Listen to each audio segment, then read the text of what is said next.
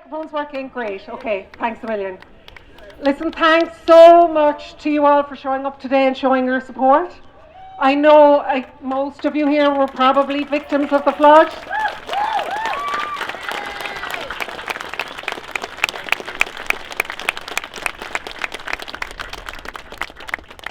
So my name is Mona Stromso. I am the chairperson of the Midleton and East Cork Flood Protection Group. The most amazing group of people, most of whom were impacted by the flooding in 2023 and in previous floods in some cases. So we're here today, all of us, you and us, with a shared sense of urgency driven by the need for action and the fear of future flooding. As everyone here knows, 7 months ago, the heart was ripped out of our community in East Cork. Castlemartyr, Mogeely, Killa, Ladiesbridge, Whitegate, Dungorney, Carricktool, Youghal, I could go on. And all of the surrounds. The impact cannot be exaggerated. If that flood, as we know it, happened at night, we would definitely have had loss of lives.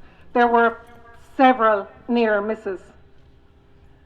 But we have seen the resilience of our community come from that flood. Families, friends, neighbours and strangers helped each other out. Our politicians came, made promises that as yet remain unfulfilled. Our group, the Midleton and East Cork Flood Protection Group, formed as a result of Storm Babette, and because there had been no change since previous floodings. Back in February this year, we took a petition of nearly 15,000 signatures to Leinster House, looking for immediate interim flood protection, asking for a review of the humanitarian aid fund and the insurance. Also, to address the issue of insurance coverage for homes and businesses. The response has been disheartening, to say the least. They told us that these things take time, and to make sure that it was going to be done right, we would have to wait between 8 and 10 years. We can't wait that long. Our community will be destroyed. We've been told the flood will happen again. It's just a matter of when.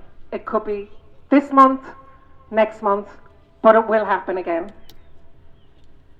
Time is not on our side. We have submitted a list of interim measures to Cork County Council, measures that could be completed in a matter of months. And although they wouldn't prevent flooding, they would certainly mitigate it. Yet we still wait for any real action. No shovels on the ground.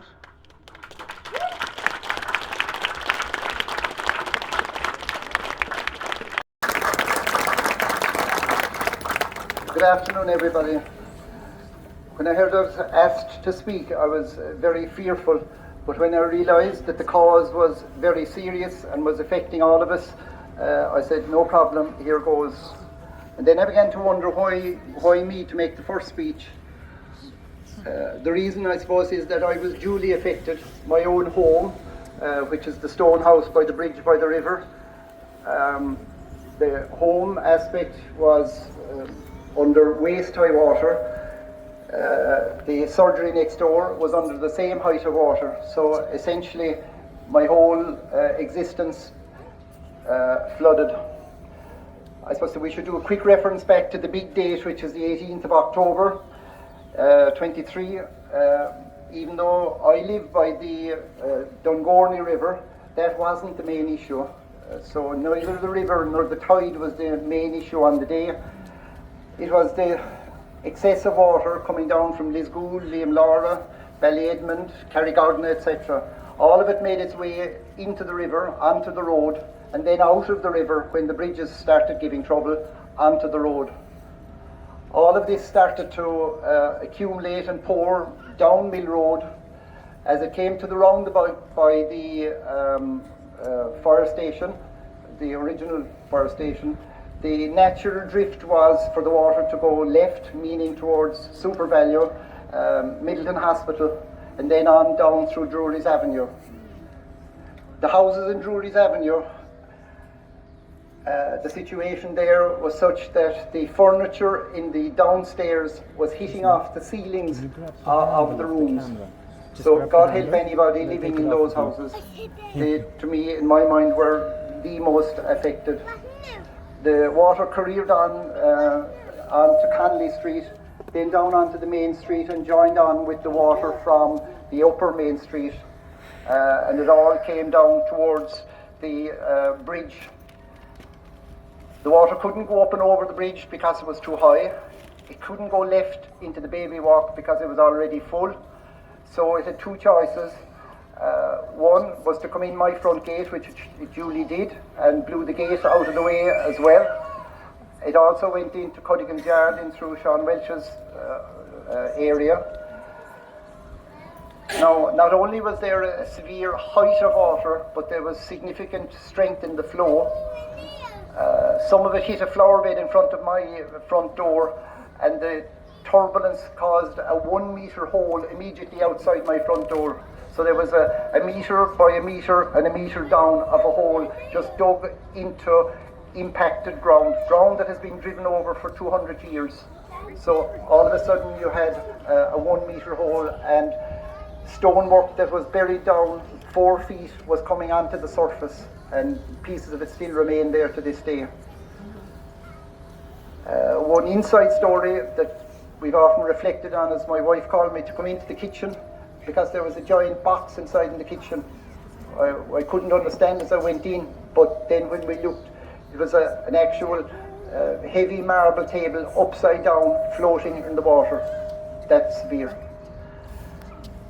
There were 2 rescue episodes. One was of myself. I tried to make my way from what's our kitchen side, which is the river side, round the front of the house, and I failed to make progress against the tide of water.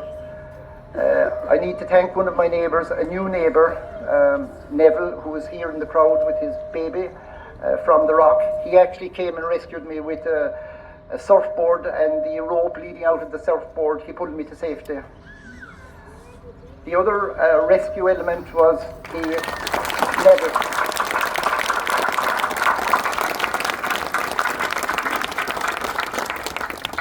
The other rescue element that took place was the staff from the surgery. One of the nurses, her husband, came with a tractor, not just an ordinary tractor, but a tractor with giant wheels, front and back. And Dr. Barry, who was 6'3", manhandled each one of the staff out and into the cab of the tractor.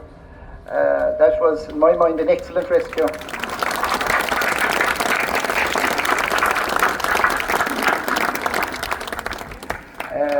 I just move on to the second part of my little talk, which refers to, I suppose, my more professional end, and that's the psychological aspects to the whole flood. On the day, the severity was such that everybody was, I suppose, in terror, panic and shock, and that went on through the day and into the next day. The next day, the clear-up started, and in my mind, that was even worse because people saw the damage that was done. They were able to hear the noise of the tractors bringing the skips. I personally found the skips being loaded onto the street and scraping along and being dragged back up full with our own possessions. In my case, most of the stuff from downstairs that was in any way mobile went out. There were couches, televisions, the usual stuff. So we're all attached to that kind of stuff, and to see it going off added a huge element of sadness for me and for family, and I've no doubt for all the others. As the days went by, the next step was the financial fight to try and get some redress. We had, of course, government people down on the street who were very well able to speak. Now, the issues were, I suppose, threefold. You were the people who had insurance or were claiming from their respective insurance bodies. Some of that went smoothly, but I think for the most part, people received a way less or are in the process of receiving less than they really needed to put themselves back where they came from. You had the 2 redress bodies, the Red Cross, which operated for the people of the business premises on the main street. I think for the most part their process of claiming was fairly straightforward, but took many months. But the biggest issue reflecting on this group of people are the private individuals who were hoping to get some financial redress from the community welfare. I gather that's still ongoing, and in my own case it still is ongoing. I didn't have any insurance. It was defunct after the preceding flood of 2015. I was unable to get any further insurance. So any support from the government is absolutely needed and necessary.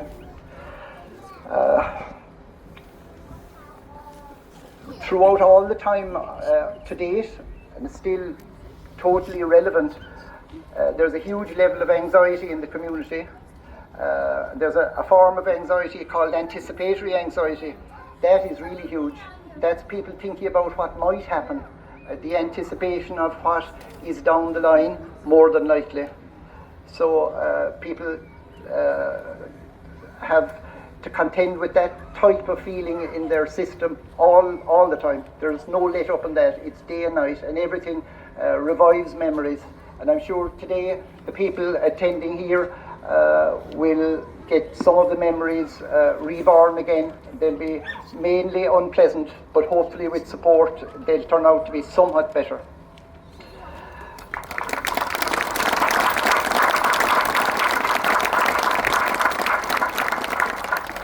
Throughout all that anxiety, some people became depressed, and in my mind the people who became depressed are particularly sad.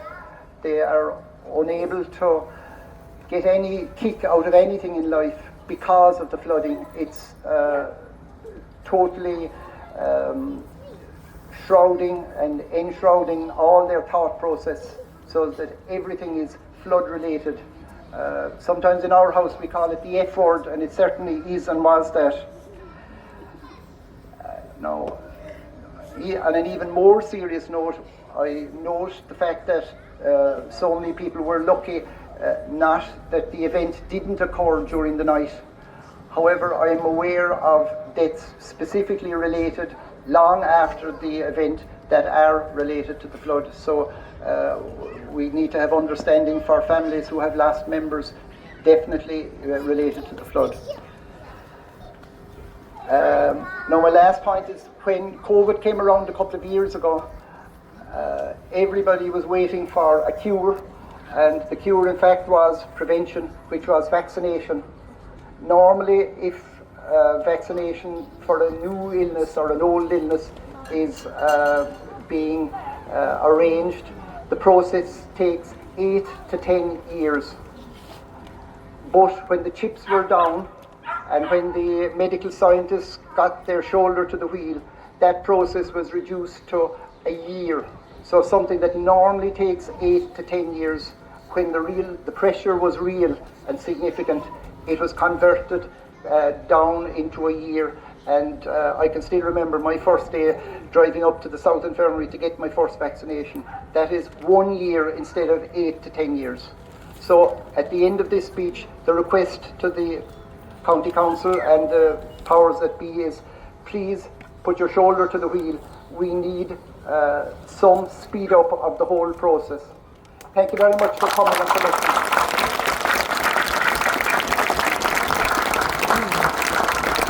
Thanks very much, Liam. I should have mentioned Liam is a doctor, so he has more insight into the health and mental health consequences of what happened in October. Next up is Christian. Hi, David. Hi, everyone. My name is Christian Kiriakou. My family and I live in a wonderful estate on the outskirts of Mogilly called Glenfia. Unfortunately, mine and 29 other houses in our estate were flooded on October the 18th, 2023. Since then, we have been living on a building site. My children, Ryan, 12, and Mia, 5, they live in their rooms as downstairs is almost uninhabitable. My children's lives have been permanently altered since the flood. Mia will not sleep on her own, and Ryan gets constant nightmares every time it rains. They get panicked, the memory of October the 18th indelibly etched in their minds. We, like many others, thought urgent and swift action would be taken by the government and the local bodies like the OPW, the council, Ishka Éireann, and our local representatives. We lobbied, we prayed, we allowed media into our homes and lives to further our cause. Since October 18th, our estate has been under constant threat from further flooding. But what's been done? I'll tell you what, nothing. Absolutely nothing's been done. No interim measures, no new plans, and the earliest we may see something happen is 2026, and for full protection, probably 10 to 15 years down the road. It's not a matter of if we are flooded again, it's when. We need action now. If we stay quiet, the can will be kicked further down the road. Midleton, Ladiesbridge, Castlemartyr, Dungorney, Killa, Mogeely, Whitegate, all affected, all ignored. Will I say no more? I am here, a homeowner, and amongst us there are businesses and renters, all with livelihoods and families at risk. We won't be silenced or ignored anymore. This is the start of us being visible and being heard.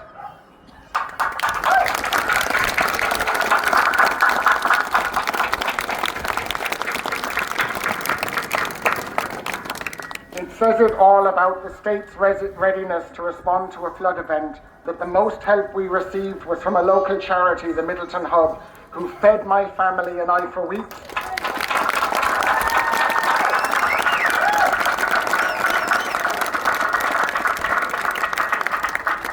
For weeks post-flood, they helped clothe my children, provided cleaning supplies and white goods just so we could survive. Where is the emergency response plan for a future flood, if this or worse flood happened again? Where are our government representatives? Where are the protections we're entitled to? A humanitarian fund that demeans and dehumanizes, eking out funds that are insufficient and staggered so you can never rebuild. We see you, Midleton. We see you, Whitegate. We see you, Ladiesbridge. We see you, Castlemartyr. We see you, Dungorney. We see you, Killa. We see you, Mogeely. Now is the time for the powers that be to hear and see us.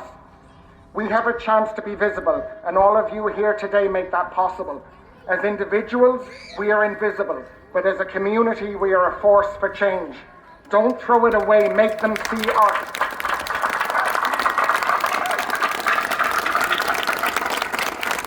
On one final note that isn't in my speech, I want to personally thank the family that helped me the most. My wife and I were taken out of Glenfia on a broken down jet ski. We were towed to the entrance by a neighbour and then picked up by a tractor. Eugene and Anne-Marie Murphy took my children and I in. They looked after them. And only for them, I honestly believe that our family would have fallen apart, and they continue to support us to this day. So thank you very much for coming.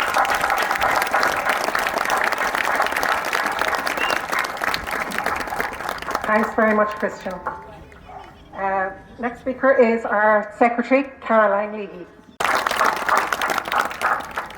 Bear with me, I'm fairly nervous. My name is Caroline Leahy. I'm the Secretary of the Midleton and East Cork Flood Protection Group. I'm a resident of Midleton that was badly flooded in October. But I'm not a native of Midleton. I'm a blow-in from Cork City, and my partner, down there, unfortunately, is a Kerrybank.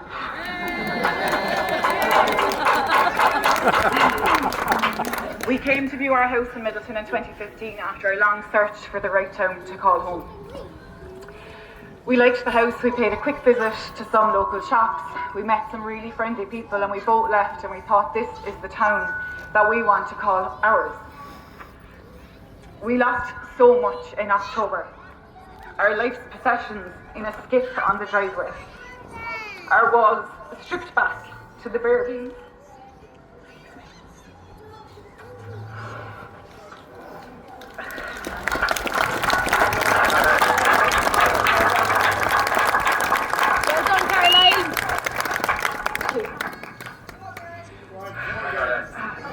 Our home was gutted from 3 foot of water. This was a home we'd worked hard to pay for. It was a home that we loved and we were grateful for it every single day. It was our safe haven where we would sit by the fire, listening to the rain on the windows, protected from the outside world. In the days and weeks after Storm Babette, we lost count of the amount of friendly-faced strangers at our door with food and coffee and endless support. So even after everything that we had lost and everything that we had gone through, we were still confident that we had made the right choice to move to this town.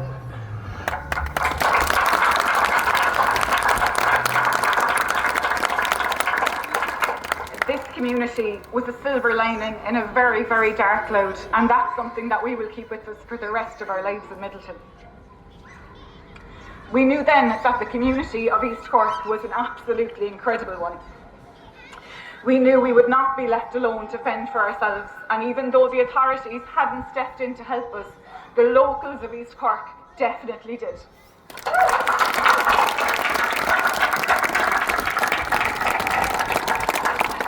We felt safe in the hands of this strong community that instantly went to work helping us to rebuild our homes and our spirits. And by being here today with us, you're showing that strength again. You're standing up for all the people that have been mentally, emotionally and financially destroyed by the complete inaction of local authorities and government. You're standing up for your families, for your friends, for your neighbours and for your East Cork.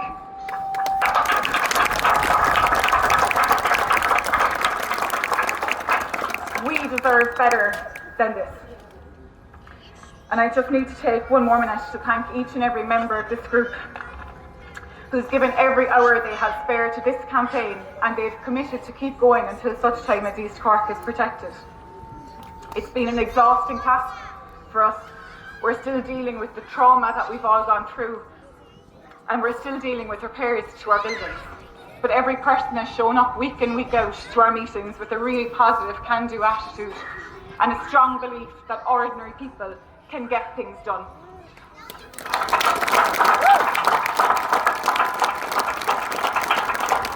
I'm incredibly proud to be a part of this group.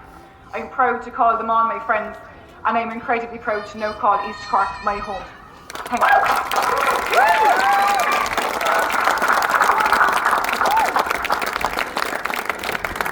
Thanks a million, Caroline. I just want to mention as well that we are not the only members of the Midleton and East Cork Flood Protection Group. There are people in the crowd that have done huge work as well with us. So they all need a big round of applause. Thank you. So I'm just going to give it over now to Dahi. Hi. My name is Dahi Conway. I'm from Tirclue, Midleton, the same estate as Caroline. It's very heartwarming to see such a big turnout in sport today from the people of Midleton East Cork. It's also very sad to think that we have to go to such lengths to try and get our government and local authorities to start listening to us and actually start doing some immediate interim measures to protect our homes and our families. I wonder when will it be enough for them to start treating the flooding in Midleton and East Cork as an emergency and a threat to life? Is it not enough to have 3 feet of dirty water in my home?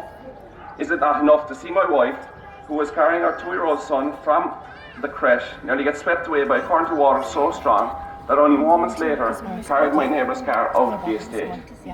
Is it not enough to see numerous businesses in Midleton and East Cork closed down for good and the rest of the business struggling to survive the floods? Is it not enough that we can't sleep at night every time it rains? This next question goes directly to the Government of Ireland, the OPW, the Cork County Council. Will it be enough when our fathers, our mothers, our brothers, our sisters, but even our children's bodies start floating down the street? Will it be enough then? People of Midleton East Cork say enough now. It's time to start listening to us. Thank you.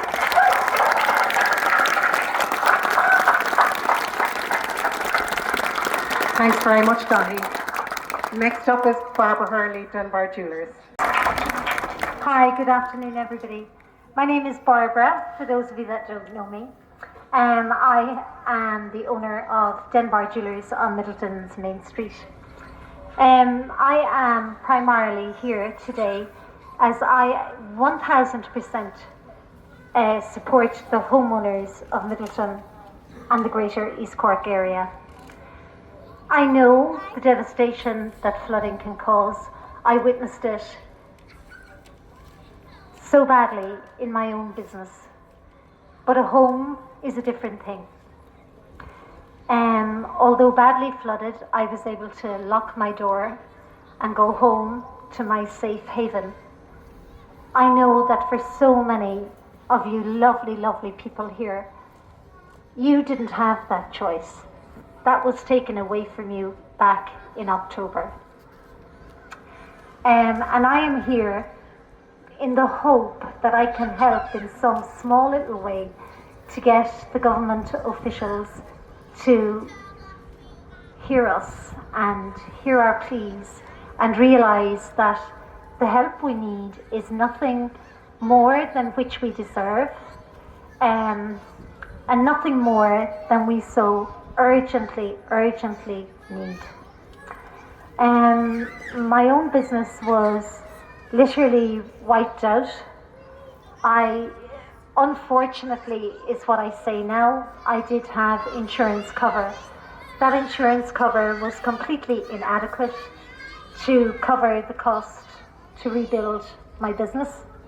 So I made a decision to turn to my government for help. I was very disheartened and saddened that my government turned their back on me. I got no financial aid of any description from them. Something that I had to accept because I love what I do, and it was either continue and do what I love or close my door and walk away. Midleton means the world to me, and I have had the most incredible 24 years trading on the Midleton's main street. I have a special connection and a real love for the people of Midleton and East Cork, so I chose to invest in my business and reopen my door. It has cost me tens of thousands of euro, but I can get over that. What I can't understand is that my government, having asked me to invest in my business and they not help me financially, they expect me to invest all of that money, and yet they let me at the same risk. Our government today is a government that came to our town post-flooding. They made the promises. They talked the talk. They walked the walk. But they have not delivered. Their promises to date are empty and worthless. They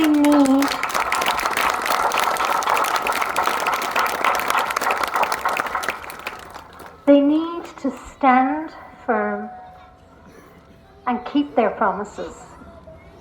We need their help. We need their support. And without them, we are definitely going to flood again. We have been told so. And for me personally, I won't have that financial investment the next time around to make. And then I will have no choice but to walk away. So I am calling on the government, local councillors, Cork County Council, please, please, please come and help us. Help our homeowners. We need the businesses of this town, but our businesses need the homeowners, because you guys are the backbone, certainly of mine. And without you, I don't have a business. So it all works hand in hand. So I really am begging them to help us. We're not asking for anything extraordinary.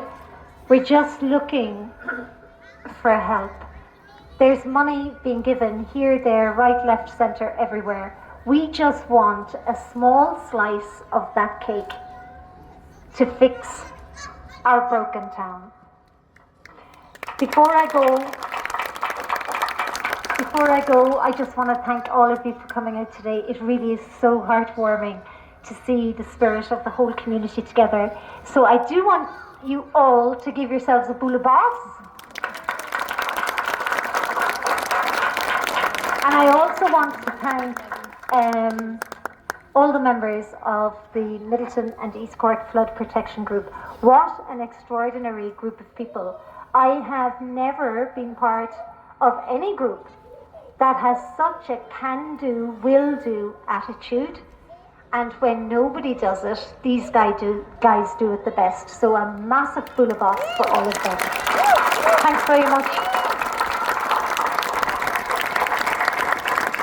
Thanks very much, Barbara. And remember, when you're in Midleton today, support our businesses. They need it. Buy a coffee, visit the jewellers, visit the boutiques.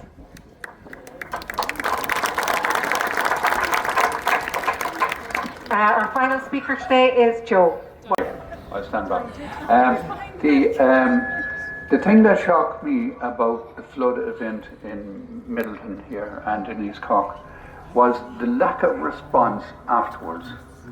You've heard all about the flood and the hundreds and many hundreds of distress stories, etc.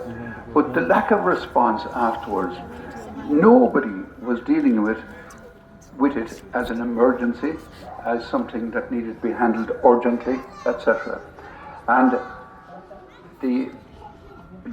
you're all familiar, I'm sure, with the quotation, "Justice delayed is justice denied." And stay with me while I give a short definition of that. If legal redress on equitable relief to an injured party is available, but it is not forthcoming in a timely fashion, it is effectively the same as having no remedy at all. And justice delayed is justice denied. I would adopt an alternate quote of that. The support delayed is no support at all. And support here was delayed. Now the first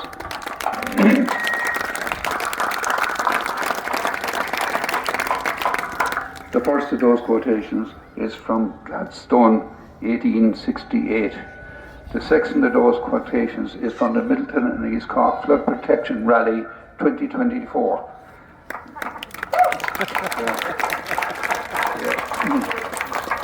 So the lack of urgency, the lack of a sense of emergency in the follow-up by the Department of Social Services in its administration of the very much misnamed Humanitarian Relief Fund is shocking. We are calling for it to be completely replaced. It's not fit for purpose, and it is replaced by something better named, like a disaster recovery fund, because what happened here was a natural disaster. The floods came in an instant, and they invaded up to 500 houses with muddy water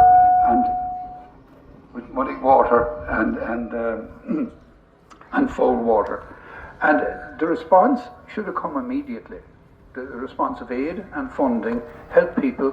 They're in a state of huge distress and trauma. They need the help then.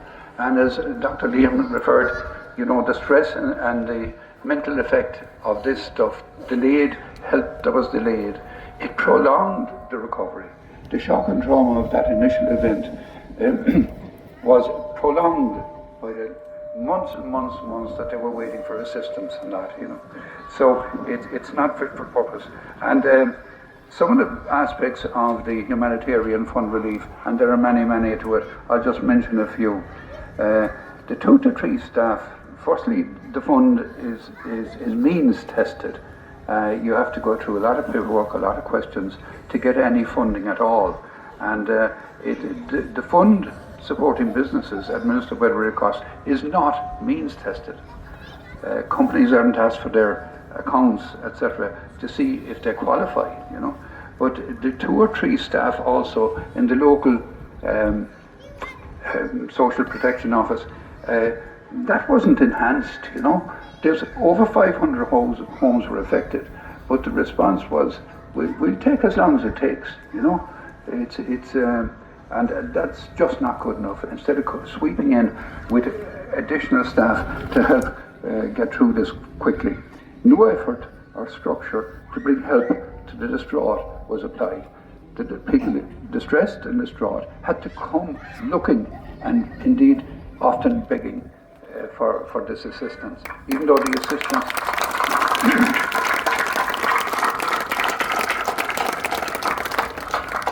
so they had to struggle to acquaint themselves with the pages of rules and regulations and jargon that was unfamiliar with them, etc., to attempt to get some aid. Mona Stromso helped significantly with that. She made herself available, read into it, spoke with the people in the Department of Social Welfare, and made herself available to help anybody who needed assistance in filling that form. Income levels were questioned. How much were you earning? How many children had you? This kind of stuff.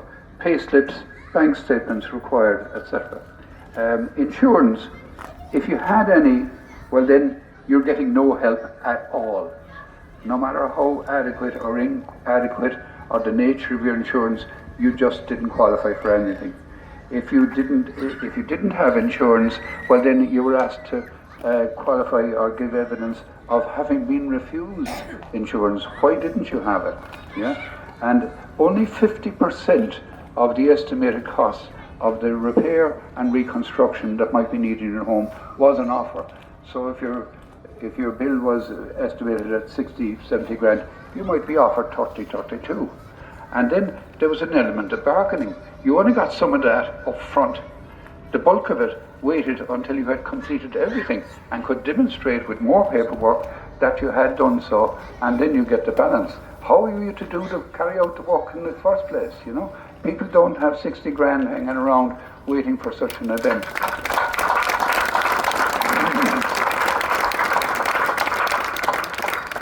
And so the backloading was difficult. And also, the way people were treated, they were bargained with and played with.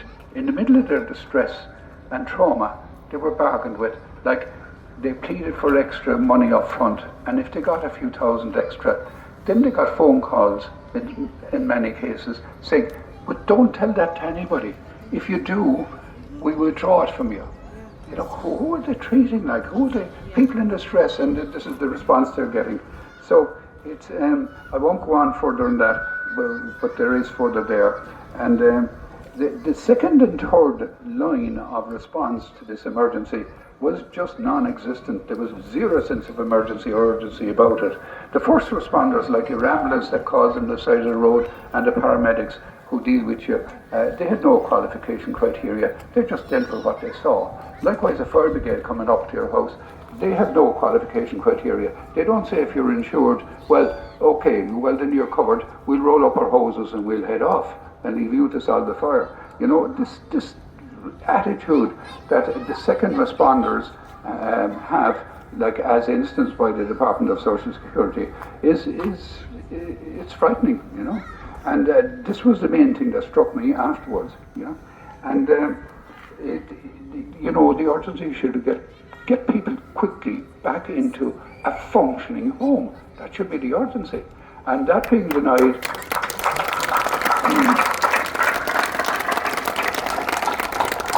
you know, the opportunity and the supports to do that added hugely to people's trauma and distress and their mental health.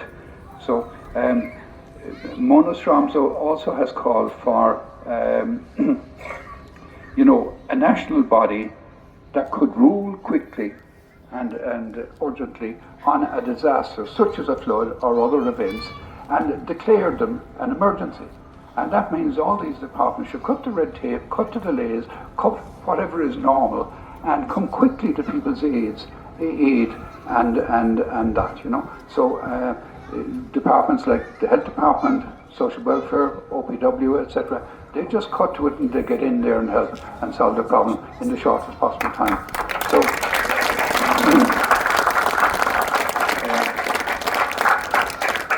we have many things to fight for, flood defences and mitigating services, but these are also things, and they're not just affecting Midleton and East Cork, these are affected any area that suffer a similar type flood, and there were a number of them at that time, and there will be again. We need to improve this system. Thank you. Thanks very much, Joe, and thanks to all the speakers today. It's not easy to get up here and tell your story after you've been flooded.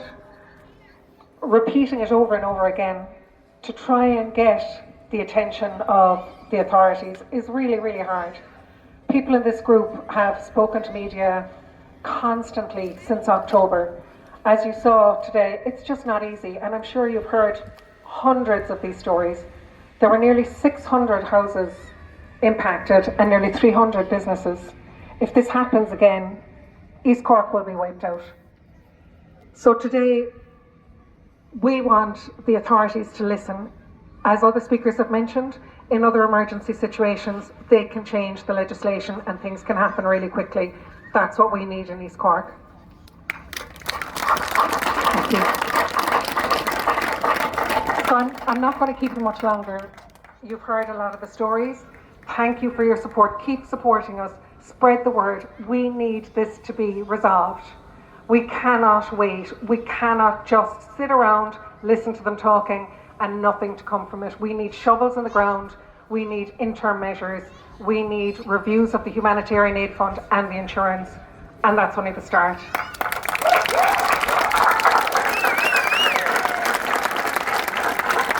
So I could talk to you all day, but I won't. So I'm just going to say a few thanks to, and I'm sure I'll miss somebody out here, so please forgive me if I do. We've had so much help here getting this together. So first of all, yourselves for supporting us and coming out today and giving your time. Thank you so much. Our work wouldn't happen without the support of the community, and I'd like to thank our donors who, because of their contribution, paid for the signs, the posters, the high-vis vests, all of which were designed by Radu. He's down with the camera. Thanks, Radu. Okay. Thanks to the Gardaí for facilitating us earlier. Thanks to the Midleton Hub for all the work that they did at the start of it.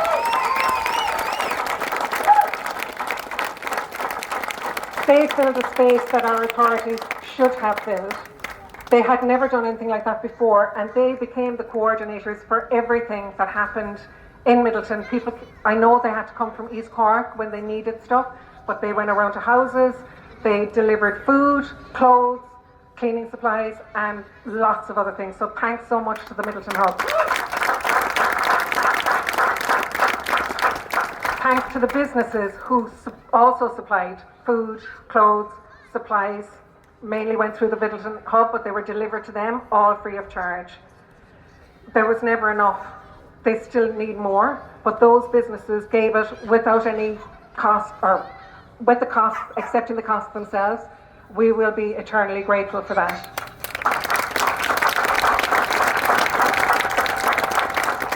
For today, the platform was provided by Southern Fuel and Farm Supply, so thanks so much. They came and set it up for us. For Austin, who provided the sound system, thanks a million, made sure it was working. To John Buckley, who connected us with the stewards and helped arrange everything coming down the street. Thanks, John, and did a lot of other help as well. To Brosnan's, oh sorry, that's Austin. Sorry, Austin, I'm thanking you twice and you deserve it. Vinny and Toomey for providing the steps so we could get onto the platform. And to the East Cork community, you're amazing, and please continue to support us. We have a long road ahead. We need the authorities to listen, and listen now. We need action. Thanks again.